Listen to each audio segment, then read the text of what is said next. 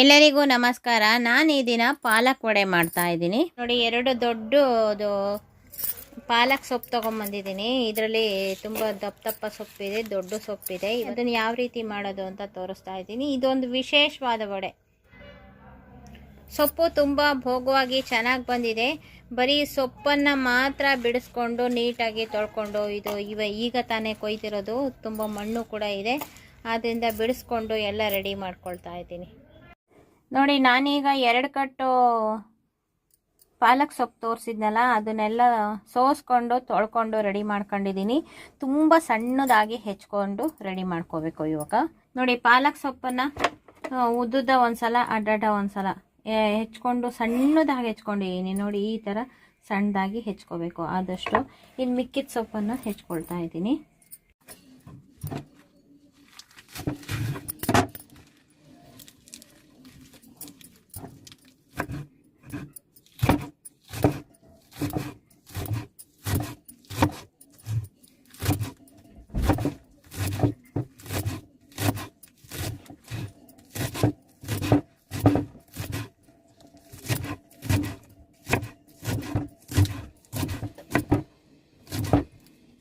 ನೋಡಿ, ಹೀಗೆ ಒಂದು ಕಡೆಯಿಂದ ಹೆಚ್ಕೊಂಡ್ಬಂದು ಈ ಕಡೆಗೆ ತಿರುಗಿಸ್ಕೊಂಡ್ಬಿಟ್ಟು ಮತ್ತೆ ಇದನ್ನು ಒಂದೇ ಸಮಕ್ಕೆ ಹೆಚ್ಚಿಬಿಟ್ರೆ ತುಂಬ ಸಣ್ಣದಾಗಿ 2 ಕಡೆಗೂ ಹಚ್ಕೊಳ್ಳುತ್ತೆ. ಚಾಕು ಚೂಪಾಗಿರಬೇಕು, ಆವಾಗ ಚೆನ್ನಾಗಿ ಬರುತ್ತೆ. ನೋಡಿ, ಇಷ್ಟು ತುಂಬ ಸೊಪ್ಪು ಹಾಕಿ ಪಾಲಕ್ ವಡೆ ಮಾಡ್ತಾಯಿದ್ದು. ನೋಡಿ, ಇಷ್ಟು ಸೊಪ್ಪಿಗೆ 3 ಹಸಿರು ಮೆಣಸಿನ್ಕಾಯಿನ ಸಣ್ಣದಾಗಿ ಹೆಚ್ಚಿಟ್ಕೊಂಡಿದ್ದೀನಿ. 1 ಬಟ್ಲು ಅಕ್ಕಿ ಹಿಟ್ಟು ತೊಗೊಂಡಿದ್ದೀನಿ, 1 ಬಟ್ಲು ಬೇಸನ್ ಹಿಟ್ಟು ತೊಗೊಂಡಿದ್ದೀನಿ. ಅದ್ರ ಜೊತೆಗೆ ನೋಡಿ, ಕೊತ್ತಂಬರಿ ಕಾಳು 1 ಸ್ಪೂನಷ್ಟು, 1/4 ಚಮಚ ಅರಿಶಿನ ಪುಡಿ, 1 ಚಮಚ ಖಾರದ ಪುಡಿ ತೊಗೊಂಡಿದ್ದೀನಿ, 1/3 ಚಮಚದಷ್ಟು ಅಜ್ವಾನನ ಅಂಗೈಯಲ್ಲಿ ಉಜ್ಜಿ ಹಾಕ್ಕೊಂಡಿದ್ದೀನಿ, 1-2 ಚಮಚದಷ್ಟು ಬಿಳಿ ಎಳ್ಳು ತೊಗೊಂಡಿದ್ದೀನಿ. ಇದನ್ನೆಲ್ಲ ಕಲಸಿ ಹಿಟ್ಟನ್ನು ರೆಡಿ ಮಾಡ್ಕೊಳ್ಳೋಣ. ನಾನು ಇದು ದೊಡ್ಡದು 1-2 ಕಟ್ಟು ಸೊಪ್ಪನ್ನು ಈ ರೀತಿ ಹೆಚ್ಚಿಟ್ಕೊಂಡಿದ್ದೀನಿ. ನೀವು ಅಳತೆನಲ್ಲಿ ಅಂದರೆ ತೂಕದ ಲೆಕ್ಕದಲ್ಲಿ ತಗೊಳ್ಳೋದಾದರೆ 1/2 kg ಇದು ಸೊಪ್ಪಿದೆ ಈಗ ನೋಡಿ, ಇದರಲ್ಲಿ 1/4 ಬಟ್ಲು ಹಿಟ್ಟನ್ನು ಹಾಕ್ತಾಯಿದ್ದೀನಿ. 1 ಬಟ್ಲು ತೊಗೊಂಡಿದ್ದೀನಿ. ಇದನ್ನು ಅಳತೆ ನೋಡಿ ಹಾಕ್ಕೋಬೇಕು. ನೋಡಿ, 3/4 ಬಟ್ಲು ಹಾಕಿದ್ದೀನಿ. ಇದನ್ನು ಕೂಡ 1/3 ಬಟ್ಲು ಹಾಕ್ತಾಯಿದ್ದೀನಿ. ಇದು ಸೊಪ್ಪಿನಲ್ಲಿ ಒಂದು ಸ್ವಲ್ಪ ನೀರಿನ ಅಂಶ ಇರುತ್ತಲ್ಲ, ಅದಕ್ಕೆ ನೋಡಿಕೊಂಡು ಆನಂತರ ಹಾಕ್ಕೊಂಡು ಕಲಿಸ್ಲಿಕ್ಕೆ ಇಟ್ಕೊಂಡಿದ್ದೀನಿ. ಈಗ ನೋಡಿ, ಹಸಿರು ಮೆಣಸಿನ್ಕಾಯಿ ಹಾಕ್ತಾಯಿದ್ದೀನಿ, ಸಣ್ಣದಾಗಿ ಹೆಚ್ಚಿಟ್ಕೊಂಡಿರೋ ಅಂಥ. ಇದ್ರ ಜೊತೆಗೆ ನಾನು ಇದೆಲ್ಲದನ್ನು ಹಾಕ್ತೀನಿ. ಕೊತ್ತಂಬರಿ ಕಾಳು, ಅಜ್ವಾನ, ಎಳ್ಳು, ಅರಿಶಿನ, ಖಾರದ ಪುಡಿ ಎಲ್ಲ ಹಾಕ್ತಾಯಿದ್ದೀನಿ. ಇದಷ್ಟನ್ನು ಚೆನ್ನಾಗಿ ಕಲಿಸ್ಬೇಕು ಫಸ್ಟು.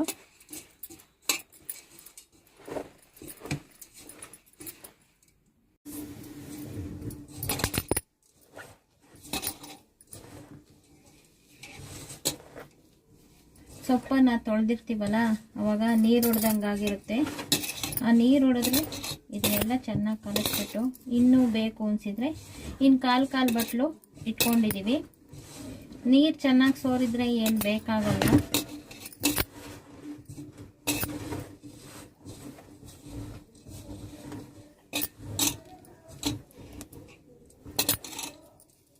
ಚೆನ್ನಾಗಿ ಬೇಯಬೇಕು, ಎಲ್ಲ ಕಲಿಸ್ಕೊಳ್ಳೋ ಹಂಗೆ. ಇದು ನೀರು ಹೊಡೆಯುತ್ತೆ, ಉಪ್ಪು ಕೂಡ ಹಾಕಿರ್ತೀವಲ್ಲ, ನೀರು ಹಾಕೋಬಾರ್ದು ಇದಕ್ಕೆ. ನೋಡಿ, ಇದೇ ಉಂಡೆ ಥರ ಆಗುತ್ತೆ.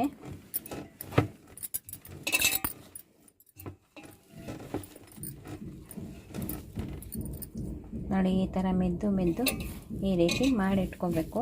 ಇದರಲ್ಲಿ 2 ಅಥವಾ 3 ರೋಲ್ ಮಾಡ್ತೀನಿ. ಆಮೇಲೆ ಇದನ್ನು ಉಸಿರಲ್ಲಿ ಬೇಯಿಸಬೇಕಾಗುತ್ತೆ, ಅದನ್ನು ತೋರಿಸ್ತೀನಿ. ನೋಡಿ, ಮಿದಿತಾ ಮೆತ್ತಗೆ ಇದು ಅಂಟ್ಕೊಳ್ಳುತ್ತೆ. ನೀರು ಮಾತ್ರ ಹಾಕೋಕೆ ಹೋಗಬೇಡಿ. ನೀರು ಹಾಕಿದರೆ ಎಲ್ಲ ಜಿರಿ ನಂಗಾಗುತ್ತೆ, ಚೆನ್ನಾಗಾಗೋದಿಲ್ಲ. ನೋಡಿ, ಕಲಸಿದ್ದು ಈ ಹದದಲ್ಲಾಗಿದೆ. ಈಗ ನಾನು ತುಪ್ಪ ಆಗಲಿ ಎಣ್ಣೆ ಆಗಲಿ ಒಂದು ಒಂದೆರಡು ಸ್ಪೂನ್ ಹಾಕ್ಕೊಳ್ತಾ ಇದ್ದೀನಿ. ಚೆನ್ನಾಗಿ ನಾದಲಿಕ್ಕೆ ಚೆನ್ನಾಗಾಗುತ್ತೆ ಮತ್ತು ಉಂಡೆ ಥರ ನಾವು ಹಪ್ಪಳದ ಉಂಡೆ ಮಾಡ್ತೀವಲ್ಲ ನೋಡಿ, ಇವಾಗ ಮಿದಿಯೋಕ್ಕೆ ಚೆನ್ನಾಗಿ ಬರುತ್ತೆ. ರೋಲ್ ಕೂಡ ಮಾಡ್ಕೊಳ್ತೀನಿ ನೋಡಿ. ಕಲಸಿದ ಹಿಟ್ಟಲ್ಲಿ 2 ಭಾಗ ಮಾಡಿಕೊಂಡು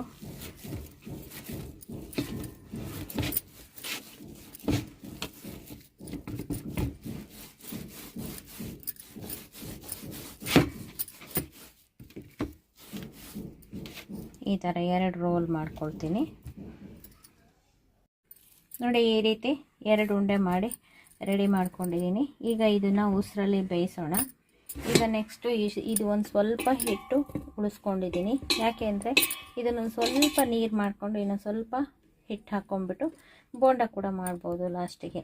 ಇದನ್ನು ವಡೆ ಮಾಡ್ತಾಯಿದ್ದೀನಿ, ಇದನ್ನು ಬೋಂಡ ಮಾಡ್ತಾಯಿದ್ದೀನಿ ನೋಡಿ. ಗ್ಯಾಸ್ ಹಚ್ಚಿ ನಾನು ನೀರಿಟ್ಟಿದ್ದೀನಿ. ಒಂದು ಚಿಕ್ಕದೊಂದು ಬಟ್ಲಿಟ್ಟಿದ್ದೀನಿ. ಯಾಕೆಂದರೆ ನೋಡಿ ಇದಕ್ಕೆ ಎಣ್ಣೆ ಹಚ್ಕೊಂಡಿದ್ದೀನಿ. ಎಣ್ಣೆ ಹಚ್ಕೊಂಡು ಒಂದು ಇಡ್ಲಿ ಪ್ಲೇಟನ್ನು ಇಟ್ಟಿದ್ದೀನಿ. ಯಾಕೆಂದರೆ ಇದನ್ನು ಇಡ್ತೀವಲ್ಲ ಆವಾಗ ಈ ಕಡೆಗೆ ಇದಾಗುತ್ತೆ ಅಂತ.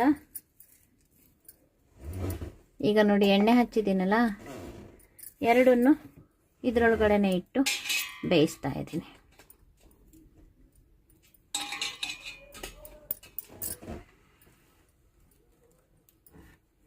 ಈಗ ಇದನ್ನು ಮುಚ್ಚಿ ಬೇಯಿಸೋಣ.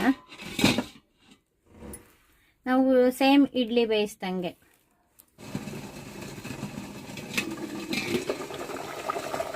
ನೋಡಿ ಇವಾಗ ಬೆಂದಿದೆಯೋ ಇಲ್ವೋ ಅಂತ ನೀವು ಹೇಗೆ ಚೆಕ್ ಮಾಡ್ಕೊಳ್ಳೋದು ಅಂತಂದರೆ, ಹೀಗೆ ಒಂದು ಸ್ವಲ್ಪ ನೀರು ಕೈ ಮಾಡಿಕೊಂಡು ಹಿಂಗೆ ಮುಟ್ಟು ನೋಡಿದರೆ ಅಂಟ್ಕೋಬಾರ್ದು, ಆ ರೀತಿ ಇರಬೇಕು.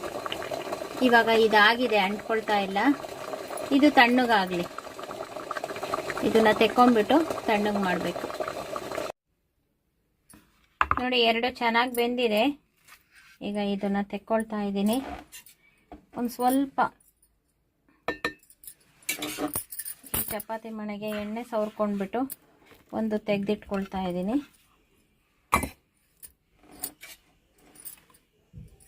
ಇದೇನು ಅಂಟೋದಿಲ್ಲ, ಚೆನ್ನಾಗಿರುತ್ತೆ. ಎಣ್ಣೆ ಸೋರಿ ಇದು ಮಾಡಿದರೆ ನೋಡಿ ಅಂಟೋದಿಲ್ಲ, ಚೆನ್ನಾಗಿ ಬೆಂದಿದೆ. ಈಗ ಇದನ್ನು ನಾನು ಪೀಸ್ ಮಾಡ್ಕೊಳ್ತಾ ಇದ್ದೀನಿ. ನಾವು ಹಪ್ಪಳದ ಹಿಟ್ಟು ಹೆಂಗೆ ಇದು ಮಾಡ್ತೀವೋ ಅದೇ ಥರ ನೋಡಿ. ಇದರಲ್ಲಿ ಇಷ್ಟಿಷ್ಟು ಇದು ಒಂದು ವಡೆಗೆ ಆಗುತ್ತೆ. ಇದು ಸರಿಯಾಗಿಲ್ಲ ಅಂತಂದರೆ ಇದನ್ನು ಒಂದು ಸ್ವಲ್ಪ ಕೈಯಲ್ಲಿ ತಟ್ಕೊಂಡು ರೆಡಿ ಮಾಡ್ಕೋಬೇಕು ನೋಡಿ. ಈ ರೀತಿ ಹೆಚ್ಕೊಂಡಿದ್ದೀನಿ. ಈಗ ನೋಡಿ ಇದನ್ನು ತೊಟ್ಟು ಈ ರೀತಿ ರೆಡಿ ಮಾಡ್ಕೊಳ್ತಾ ಇದ್ದೀನಿ. ಅಷ್ಟನ್ನು ಈ ರೀತಿ ರೆಡಿ ಮಾಡಿಟ್ಕೊಂಡು ಈಗ ಎಣ್ಣೆ ಹಾಕಿ ಕರಿಯೋಣಂತೆ ನೋಡಿ. ಒಂದು ರೋಲಲ್ಲಿ ಒಂದು 13 ಆಗಿದೆ ಚಿಕ್ಕದು ಸೇರಿ. ಇದು ಇನ್ನೂ ಒಂದು ರೋಲ್ ಇದೆ.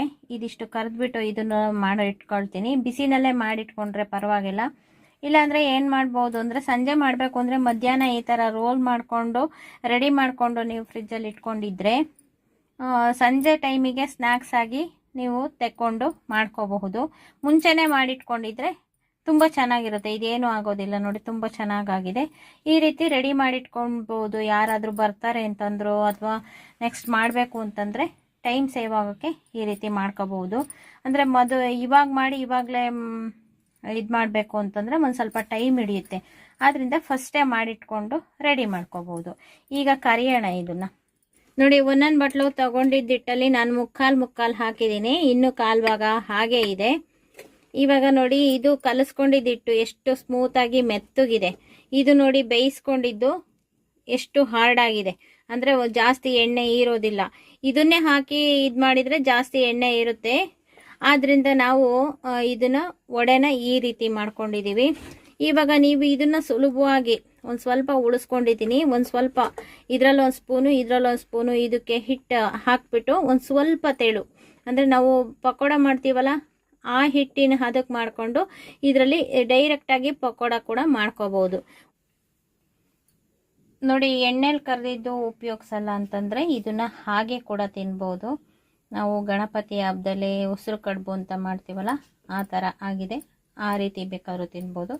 ಎಣ್ಣೆಲಿ ಕರೆದ್ರೆ ತುಂಬ ಚೆನ್ನಾಗಿರುತ್ತೆ ನೋಡಿ. ಇವಾಗ ಎಣ್ಣೆ ಕಾದಿದೆ. ಈಗ ಒಂದೊಂದೇ ಬಿಡೋಣ.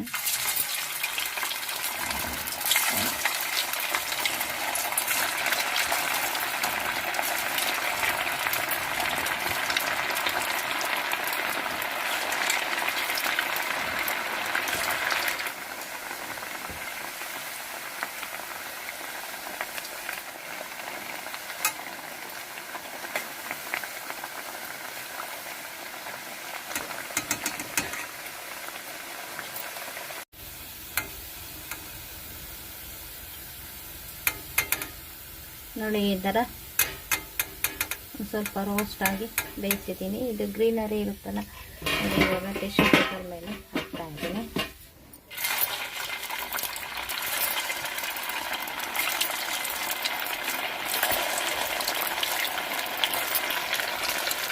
ಇದು ಕೂಡ ಬೇಯಲಿ. ನೋಡಿ ಇದನ್ನು ಆ ನಂತರ ಮಾಡ್ಕೊಳ್ತೀನಿ. ಇದರಲ್ಲಿ ಒಂದು ಸ್ವಲ್ಪ ಬೋಂಡ ಮಾಡ್ಕೊಂಡು ಬಿಡ್ತೀನಿ. ನೋಡಿ ಇದಕ್ಕೆ ಒಂದು ಸ್ಪೂನು ಕಡಲೆ ಹಿಟ್ಟು, 1 ಸ್ಪೂನು ಅಕ್ಕಿ ಹಿಟ್ಟು, ಅದಕ್ಕೆ ತಕ್ಕನಾಗಿ ಒಂದು ಸ್ವಲ್ಪ ಚಿಟಿಕೆ ಉಪ್ಪು, ಇಷ್ಟನ್ನು ಹಾಕಿಬಿಟ್ಟು ಬೇಕು ಅಂದರೆ ಖಾರದ ಪುಡಿ ಕೂಡ ಹಾಕೋಬೋದು. ಒಂದು ಸ್ವಲ್ಪ ನೀರು ಹಾಕಿ ತೆಳು ಮಾಡ್ಕೊಂಡು ಬೋಂಡ ಹಿಟ್ಟಿನ ಅದಕ್ಕೆ ಕಲಿಸ್ಕೊಂಡ್ಬಿಟ್ಟು ನೆಕ್ಸ್ಟು ಇನ್ನೊಂದಿದ್ದೆ ಬೋಂಡ ಕೂಡ ಮಾಡ್ಕೊಳ್ಳೋಣ.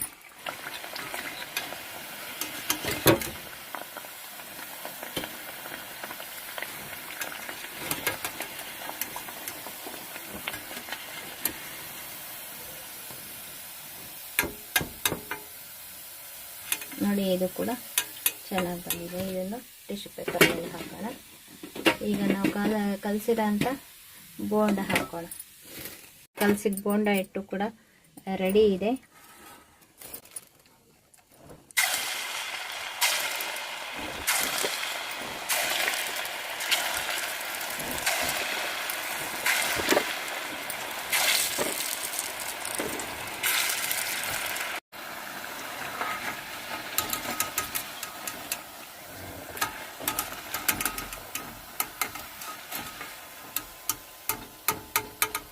ನೋಡಿ ಇದು ಕೂಡ ಚೆನ್ನಾಗಿ ಬಂತು.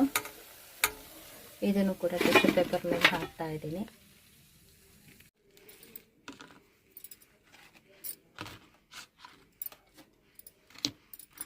ನೋಡಿ ಬೋಂಡಗಳು ಈ ಥರ ಆಗಿದೆ. ನೋಡಿ ವಡೆ ಈ ರೀತಿ ಆಗಿದೆ.